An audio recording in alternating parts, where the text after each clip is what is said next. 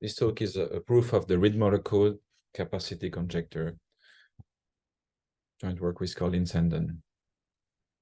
So the coding problem back to 1948 has two formulations. The one attributed to Hamming, also called the worst case, corresponds to the following. You are given two integers, n, the ambient dimension, and e, a budget for the number of errors. And you're interested in finding the largest number of Boolean vectors of dimension n you can design such that each time you perturb one of these vector with a budget of e errors, the closest code word is the original one. So this is simply asking for a sphere packing of radius e in the Boolean hypercube. So the minimal distance has to be at least 2e between any two code words. If you are in the regime where the error rate, the fraction of errors per ambient dimension, is epsilon, and you do a random code to construct these blue vectors, so you draw the code words uniformly at random in the hypercube, then you can have exponentially many code words, and the rate, the growth rate, is 1 minus the entropy of 2 times epsilon, epsilon less than a quarter. Otherwise, it's 1 if epsilon is more than a quarter. Now, Shannon came up with an average case formulation where you're not asked to succeed in the worst case of any noise perturbation, but just in the average case, meaning you draw a noise perturbation either inside a ball of radius epsilon n on the boundary on the ball, or you draw the noise IID Bernoulli epsilon. These are all equivalent for the purpose of this talk, but you're asked that when you draw the noise at random, you just reconstruct with high probability the true code words if you decode with the closest code word. This allows Shannon to shave off the factor 2 if you do a random code, meaning you can now have exponentially many code word with a rate that is 1 minus the entropy of epsilon. Again, that's for the probabilistic argument. And so the question is, can we come up with explicit construction? The first point is to rely on linear code that was used early on in coding theory, because this allows to take care of the memory constraint. A linear code only needs a basis. So if you have k basis vector for your code, the code is the span of these vectors. There's 2 to the k code words. So you can have a polynomial memory, in fact, linear memory in the ambient dimension to get exponentially many code word. And now the question is, can we exhibit good linear code? It's a classical needle in the haystack problem. So the Reed-Muller codes were introduced early on in 1954. They generalized the Hadamard codes, and they are simply the evaluation of polynomials on m Boolean variables of bounded degree. In other words, the basis vectors you take for your linear codes are the evaluation of monomials of bounded degree. So the parameters are m, the number of Boolean variables, and r, the degrees and up to which you bound your monomials. And so the parameters are 2 to the m is the total number of, is the ambient dimension. The number of basis vector you take, if you stop at degree r for the monomials, it will be this sum of combinatorial coefficients, and 2 to the k is the number of code words.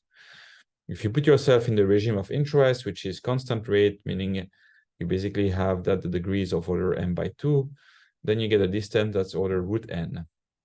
This is not an optimal distance if you care about the worst case, but it's a pretty good distance. We know there are codes with a linear distance, but when it comes to average case, which is the focus of this talk, so the Shannon setting, distance is not the key measure. And therefore, having a root n distance is perfectly fine. In fact, it was realized that it's not just fine, but in terms of average case measure, these codes were pretty good. And this dates back to the 60s already, this belief. And then in the 90s, it got strengthened in several works that conjecture further that this was a capacity achieving. And the conjecture became quite convincing in around 2008 when Arikan proved that polar codes achieve capacity, given that polar codes and Reed-Muller codes are close to each other. In brief, Reed-Muller codes are stronger in terms of pure performance, and they are universal. They are the same for different kind of symmetric channels. So I'm discussing here mostly the error channels, which is the binary symmetric channels, but it's the same Reed-Muller codes for the binary erasure channel, binary symmetric channel, Gaussian noise channels, etc. Whereas polar codes are channel dependent. Their construction depends on the specific channel. However, polar codes have the big gain that there was an easier proof and an easier decoding algorithm. Nonetheless, the fact that polar codes achieve capacity revived the conjecture that Reed-Muller codes too could achieve capacity. So let me state it again. For any epsilon, which is the flip probability of your channel, a sequence of Reed-Muller codes with asymptotic rate below the Shannon capacity can be decoded with high probability. And this again generalizes to any symmetric channel with the same code construction. So now more formally, the objective is to take the global error of recovering the code word X. So X is the code word you select in your Reed-Muller code. Because of the symmetry, you can assume this is always the zero code word. And then you get the corruption of X, which is Y. You decode it optimally with the closest code words decoder, maximum likelihood decoder. And you would like to reconstruct the original code word with vanishing probability of error. So this is recovering the messages, or sometimes called also the block error probability. Now, typically, you don't want just this to vanish, but you hope to get an exponential rate in this case of root n, which is the block, the distance. Now, people also care sometimes about the local error, which is reconstructing not the entire code word and the message, but reconstructing only one component of the code word. And sometimes you also remove the noisy observation of that component so that this quantity is non-trivial when it's better than half.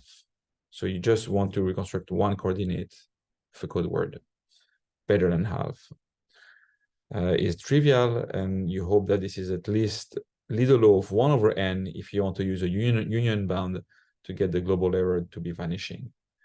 And ideally, if this is also exponentially decaying, then it's a good proxy for the global error. Okay, so there were many angles of attack on this conjecture. I'll summarize a few important ones. The first approach is based on the weight enumerator. This is counting how many code words of a given Hamming weights the Reed-Muller code has. This can be used to obtain improve the weight enumerator union bounds to bound the global error. And there were different works here. An important technique is due to the work of Kaufman, Lovett, Porat for the weight enumerator. This technique was improved and used in the paper with Spielke and Wigderson to get capacity for vanishing rate. So this doesn't get to the constant rate regime, but it gets the right capacity scaling. Then another approach, also based on the weight enumerator, but more analytical and combinatorial, by Samroditsky, allows to get the constant rate regime. It reaches the constant rate regime, but with a suboptimal scaling, which is not quite capacity, which is a different function. Then there is the approach based on local exit functions and local properties that allows to connect to threshold phenomena from Boolean functions. I will discuss this a bit more in detail. Remember that the objective is to bound the global error of reconstructing a code word from its corrupted version. And the local error is just reconstructing one component in the code word. It turns out that if you care about the erasure channel for the model where you don't flip components with probability epsilon, but the channel puts an erasure mark with probability epsilon, so you know something went wrong. When you see the erasure symbol, you don't know whether it was 0 or 1 that was transmitted though. So in such cases, the good news is that the error event, viewed as a property on the pattern of the erasure, the location of the erasures, gives a monotone symmetric property. Monotone because more erasure makes it worse, and symmetric because of the Reed-Muller code properties that they are affine invariant. This allows the authors in this work of Kudekar et al. To connect nicely to all the theory of monotone thresholds, sharp thresholds for monotone properties, and this paper of Bourgain-Carlyle gives the right tool to also take advantage of the symmetries and the fact that you have a monotone property to show that the local error is in fact vanishing at a rate which is little o of 1 over n. One also needs the area theorem, which is a conservation of entropy. And so in a quite elegant way, the tools of Bourgain-Carlyle imply the desired property for the local error, which can be shown to be decaying fast enough to also get the global error. Excuse me. The issue is that once you deal with errors and not erasures, you lose the monotonicity. And for long, the community tried to connect to more general results that do not require monotonicity, which is not obvious to get. It's also the monotonicity is not just weakly lost, as discussed in the paper. It's really not monotone.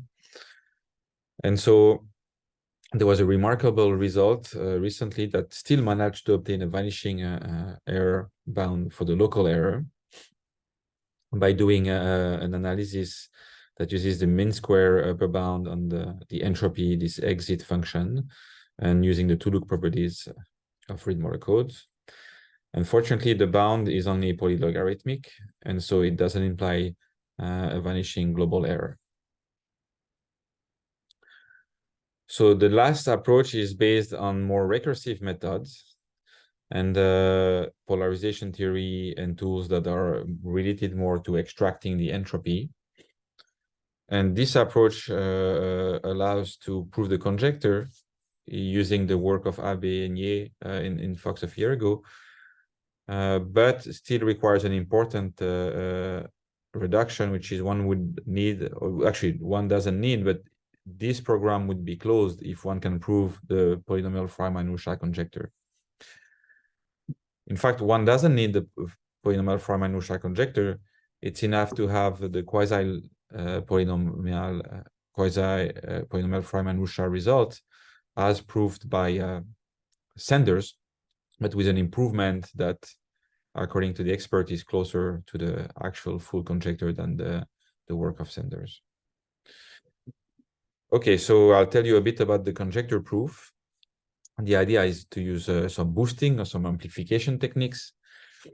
And the basic idea is to combine weak estimates to get stronger estimates. This is amenable for Reed-Muller codes because there's a lot of self-similarity in the code. But for this, we need a base case to get started and then a formal way to combine and boost. So the base case, we could use the bounds for Reeves-Twister. We work independently on a different approach that is much more generic. In fact, one can, the observation here is that although one does not have monotonicity for the case of errors, just with the symmetries, one can still get a weak threshold, meaning one can bit half below capacity from general entropic bounds. And once one is able to bit half for decoding the local error, we can start the boosting program. So the proof technique is this entropy bending, which I will not discuss here. Now, the important part is that once we have this local error, which is non-trivial, we can use the property that Reed-Muller codes are self-similar, meaning if you restrict the code to a subspace induced by a linear transform, then you still get the Reed-Muller code.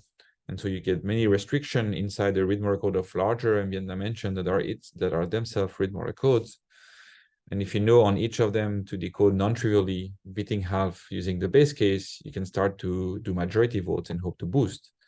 Here, the challenge is that you cannot just do this with disjoint subspace or disjoint subcodes. You don't have enough of them that you can pack. And so you have to start considering overlaps of these subcodes. And as soon as you have overlaps, you don't know exactly how your majority vote is going to get boosted. So that's the game. And here there's a structure that came to rescue, which are sunflowers, because you can control the overlap. We don't need the type of sunflower lemma in this work. What we need just is to construct a sunflower that has a small enough kernel.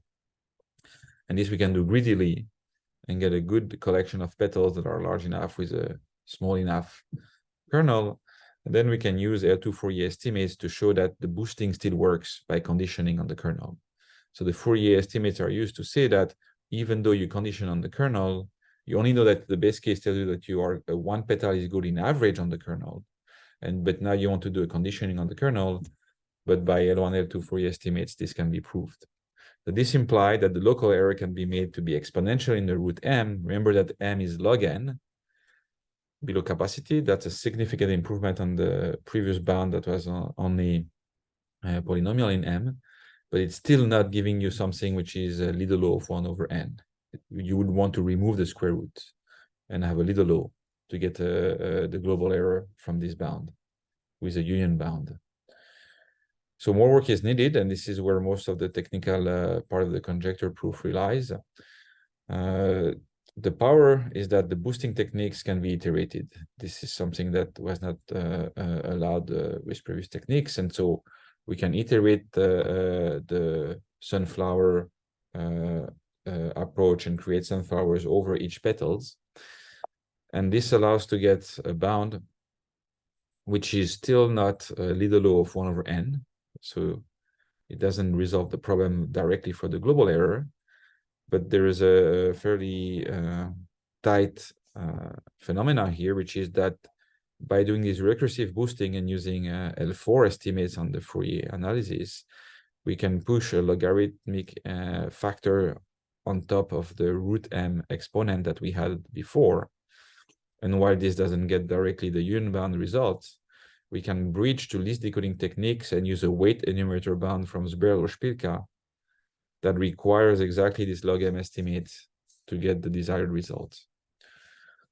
So m being log n, it was really a log n factor improvement in the bound that we could get with one boosting, but with multiple boosting now, that allows to overall give a global error that vanishes below capacity, as in the original conjecture.